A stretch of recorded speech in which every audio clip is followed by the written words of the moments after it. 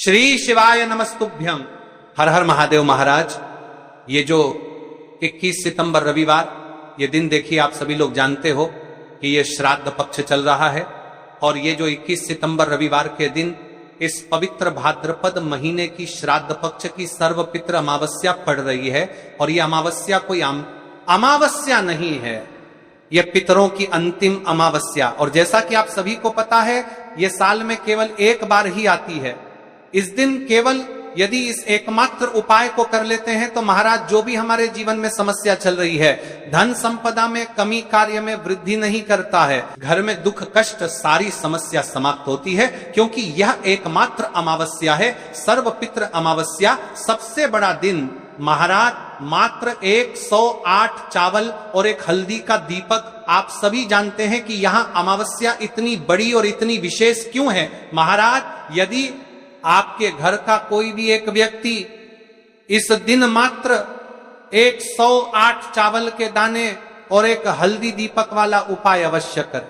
भक्तों, शिव महापुराण की कथा में बताया गया है कि पितृपक्ष की अमावस्या का सबसे बड़ा विशेष महत्व होता है। जैसे कि 21 सितंबर रविवार देखिए, आप सभी को पता है कि अभी श्राद्ध पक्ष चल रहा है और सर्वपित्र अमावस्या ये आखिरी दिन है। यदि हम श्रद्धा के छोटे से छोटा दिन कोई सा भी उपाय करते हैं तो उसका फल तो हमें अवश्य ही मिलता है, लेकिन यदि अमावस्या पर करें तो उसका फल 100 गुना बढ़ जाता है। सर्वप्रथम अमावस्या के दिन यह 108 चावल के दाने और एक हल्दी दीपक, भक्तों इस उपाय को अवश्य करें।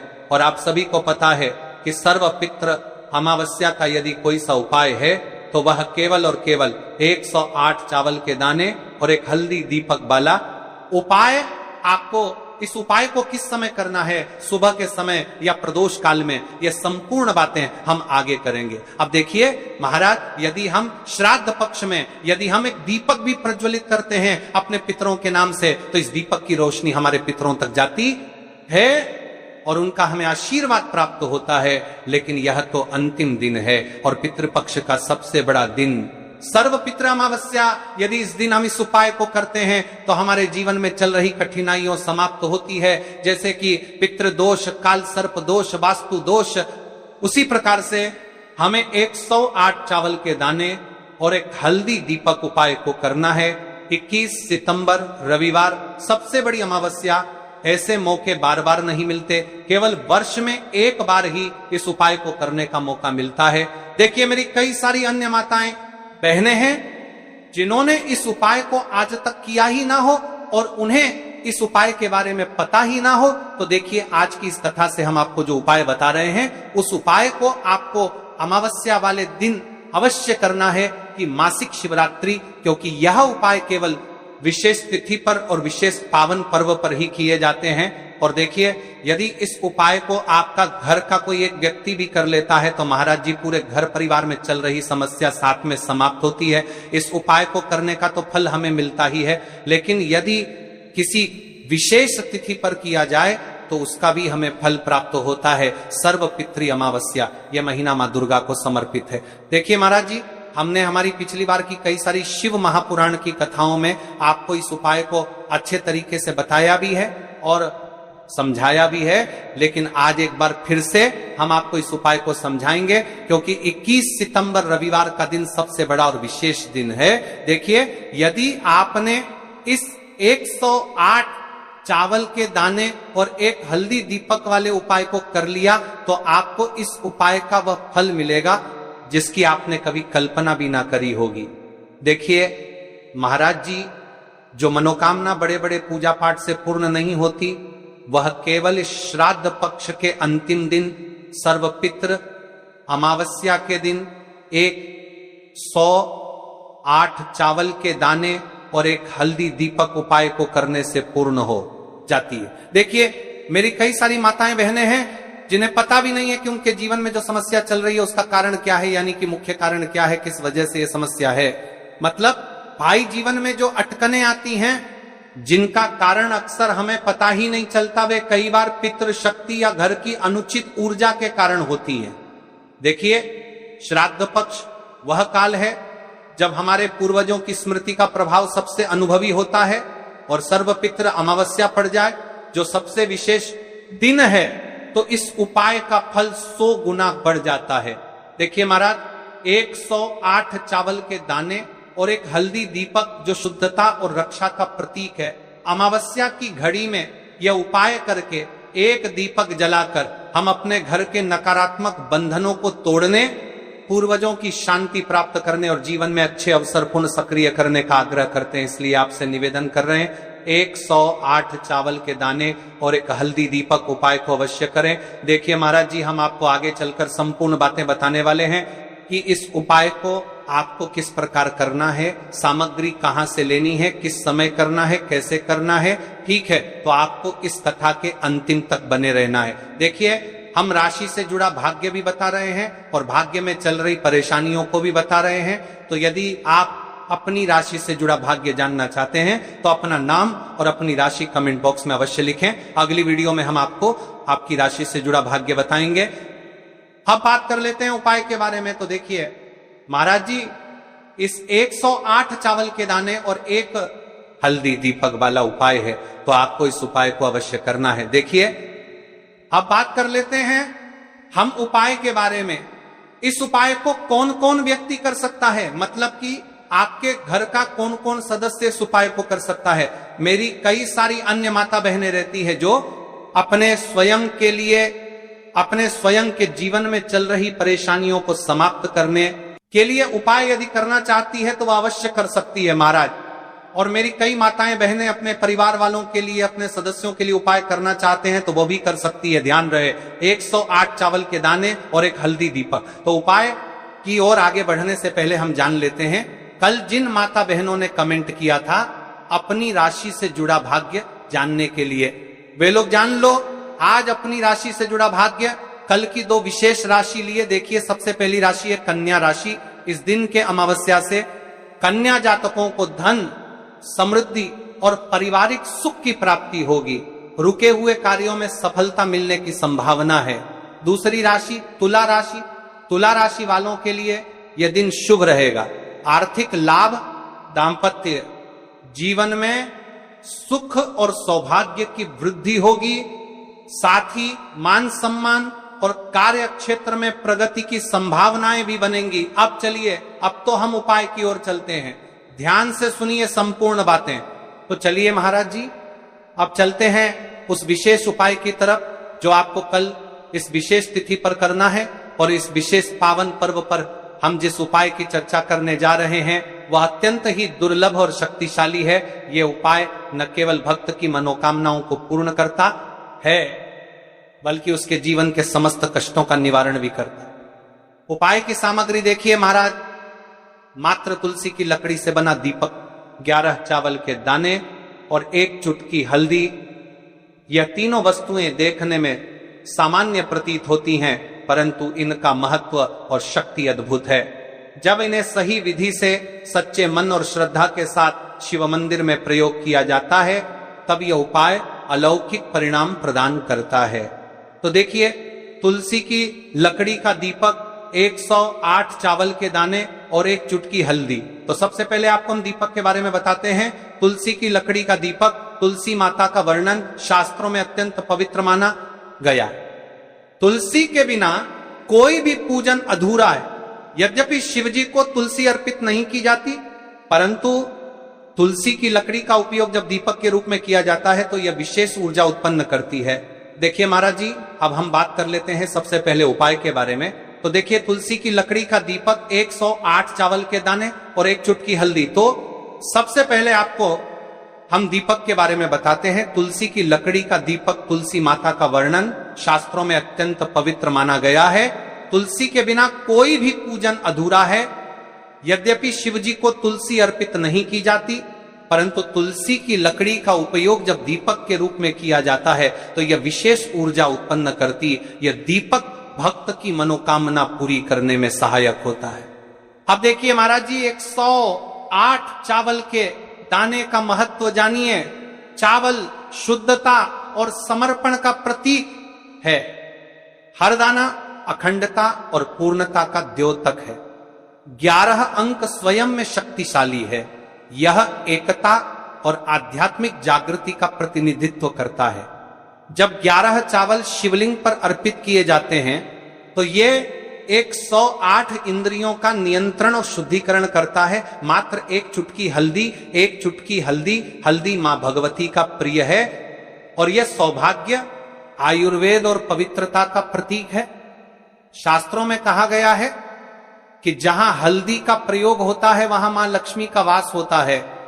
इसलिए जब इस हल्दी का प्रयोग शिव मंदिर में किया जाता है तो यह शिव शक्ति और लक्ष्मी दोनों की कृपा प्रदान करता है। कई सारे लोग प्रश्न करेंगे कि महाराज जी, ना ही शिव जी को तुलसी समर्पित कर सकते हैं और ना ही इस उपाय को किया जाता है। तो देखिए, इस उपाय को आपको शिव मंदिर की चौखट पर करना है। ये जो दीपक हम प्रज्वलित करेंगे ये शिव मंदिर की चौखट पर करेंगे। तुलसी का संबंध आध्यात्मिक शांति, मानसिक स्थिरता और रोग नाश से। जब तुलसी की लकड़ी का दीपक जलता है तो घर या मंदिर के आसपास की नकारात्मकता तुरंत दूर हो जाती है। तो देखिए महाराज जी, आपको इस तुलसी की लकड़ी के दीपक के बारे में हम आपको सबसे पहले बताते हैं। हालांकि आपके तीनों उपाय को साथ में ही करना है, लेकिन सबसे पहले और प्रथम तुलसी की लकड़ी का दीपक। तो देखिए, तुलसी की लकड़ी प्राप्त करना, यदि घर में तुलसी का पौधा है तो उसकी जड़ के पास की नरम लकड़ी लेनी है। यदि घर में तुलसी का पौधा नहीं है तो बाजार से भी तुलसी की लकड़ी खरीदी जा सकती है। कई सारे घरों में तुलसी का वृक्ष नहीं होता है तो आप यह भी कर सकते हैं। ध्यान रहे, यदि आप किसी और के घर से ले रहे हैं तो उसे दक्षिणा अवश्य दें। बिना दक्षिणा के तुलसी लेना अशुभ माना जाता है। लकड़ी को तैयार करना, तुलसी की लकड़ी को छोटे टुकड़े में काटकर उसकी बत्ती बनानी है। उस बत्ती पर कपास रुई लपेटना है ताकि वह दीपक में ठीक से जल सके। अब यहां पर महाराज जी, कई सारे लोग प्रश्न करते हैं कि दीपक हमें आटे का लेना है या फिर हमें दीपक मिट्टी का लेना है। तो देखिए, आपको मिट्टी का दीपक का प्रयोग करना है क्योंकि हम तुलसी के लकड़ी के दीपक वाला उपाय कर रहे हैं। ठीक है, दीपक केवल मिट्टी का होना चाहिए। पीतल, कांसे या किसी और धातु का दीपक इस उपाय में उपयोग नहीं करना। मिट्टी का दीपक धरती तत्व का प्रतिनिधित्व करता है और यह शिव पूजन में सबसे उत्तम माना जाता है। अब देखिए महाराज जी, हमें तेल का किस प्रकार प्रयोग करना है। तो देखिए, तेल का प्रयोग इस दीपक में तिल का तेल या घी का प्रयोग करें। तिल का तेल पापों का नाश करता है और घी समृद्धि व शांति का वास कराता है। अब कई सारे लोग प्रश्न करते हैं कि महाराज जी, आपने हमें यह तो बताया ही नहीं कि कितने दीपक का उपाय करना है, आखिर दीपक कितने बने हैं। तो देखिए, कितने दीपक जलाने चाहिए। यदि समस्या बहुत बड़ी है, जीवन में गहरा संकट है, तो 5 दीपक जलाने चाहिए। यदि सामान्य कामना है तो 1 दीपक भी पर्याप्त है। हर दीपक जलाते समय यह भावना रखें कि हे भोलेनाथ, यह दीपक मेरी अंधकारमय जीवन राह को प्रकाशमय करे। जेके महाराज जी, तुलसी के लकड़ी के दीपक वाला उपाय है, यह कोई साधारण उपाय नहीं है। तो आपको क्या क्या सावधानी बरतनी है। दीपक को शिवलिंग पर प्रत्यक्ष रूप से न रखें, इसे मंदिर की चौखट पर या बनाए गए स्वस्तिक पर रखें। दीपक जलाते समय मन में शुद्ध भाव होना चाहिए। दीपक बुझने के बाद उसकी राख को पवित्र स्थान पर ही विसर्जित करें। महाराज जी, जैसे ही तुलसी की लकड़ी का दीपक जलता है वैसे ही साधक को एक अलग ही शांति का अनुभव होता है। मन का तनाव समाप्त होता है। आंखें बंद करके जब दीपक की लौ के सामने बैठते हैं तो लगता है कि ये लौ सीधे आत्मा से संवाद कर रही है। ये लौ मानो भगवान शिव के आशीर्वाद का प्रतीक बन जाती है। अब देखिए महाराज जी, हम बात कर लेते हैं 108 चावल के दाने वाले उपाय के बारे में। ठीक है, 108 चावल का धार्मिक महत्व। महाराज जी, चावल अन्न केवल भोजन का साधन नहीं है, बल्कि इसे पूर्णता, शुद्धता और अखंडता का प्रतीक माना गया है। वेदों और पुराणों में अन्न को अन्न देवता कहा गया है। अन्नम ब्रह्मेति व्यजानात्, ये उपनिषद का कथन है। अर्थात अन्न स्वयं ब्रह्म है। इसलिए जब भक्त शिव जी को चावल अर्पित करता है तो वह केवल एक दाना नहीं चढ़ाता, बल्कि अपनी आत्मा और जीवन का समर्पण करता है। अब सबसे महत्वपूर्ण प्रश्न उठता है कि 108 चावल ही क्यों शास्त्रों में कहा गया है कि मनुष्य के शरीर में 108 इंद्रियां होती हैं। जब भक्त 108 चावल के दाने शिव जी को अर्पित करता है तो वह अपनी 11 इंद्रियों को भगवान को समर्पित करता है, यह समर्पण साधक के भीतर शुद्धि और संयम लाता है। अब देखिए महाराज जी, चावला के दाने कहां से लेने हैं, कैसे लेने हैं, इस बात पर चर्चा कर लेते हैं, क्योंकि कई सारे लोगों को मन में यह भी प्रश्न रहता है। घर में रखे चावल का प्रयोग किया जा सकता है, चाहो तो दुकान से भी ले सकते हो।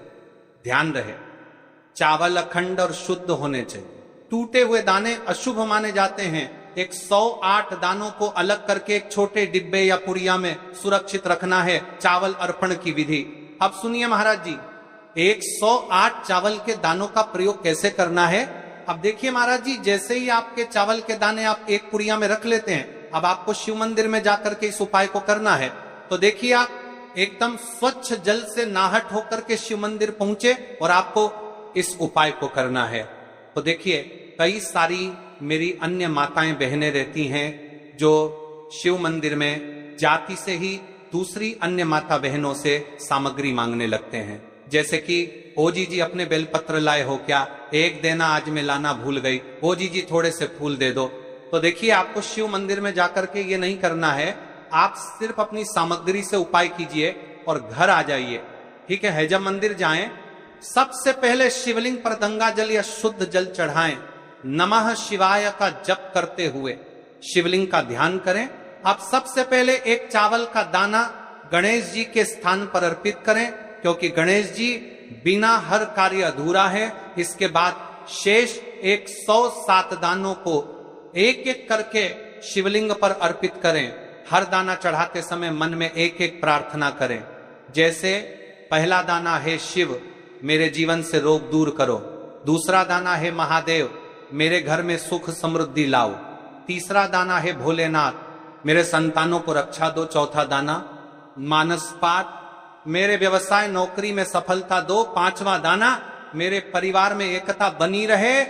इसी तरह हर दाने पर अपनी मनोकामना रखनी है। भावनाओं की शक्ति, महाराज जी ये ध्यान रखना बहुत जरूरी है कि चावल अर्पण करते समय मन शुद्ध होना चाहिए। अगर चावल चढ़ाते समय मन में संदेह होगा तो उपाय फल नहीं देगा, लेकिन यदि दानों को अर्पित करते समय हृदय से प्रार्थना होगी तो भगवान शिव तुरंत सुनेंगे। चावल का आध्यात्मिक प्रभाव, चावल का रंग सफेद है, ये शांति और पवित्रता का प्रतीक है। जब सफेद चावल शिवलिंग पर चढ़ाए जाते हैं तो यह साधक के जीवन से अज्ञान और अशांति को मिटाकर ज्ञान और सुख प्रदान करता है। 108 दाने सामूहिक रूप से पूर्णता का भाव लाते हैं। प्रत्येक दाना चढ़ाते समय यह मंत्र बोल सकते हैं, ओम त्र्यंबकम यजामहे सुगंधिम पुष्टिवर्धनम उर्वारुकमिव बंधनान मृत्योर्मुक्षीय मामृतात, या केवल ओम नमः शिवाय का जाप भी पर्याप्त है।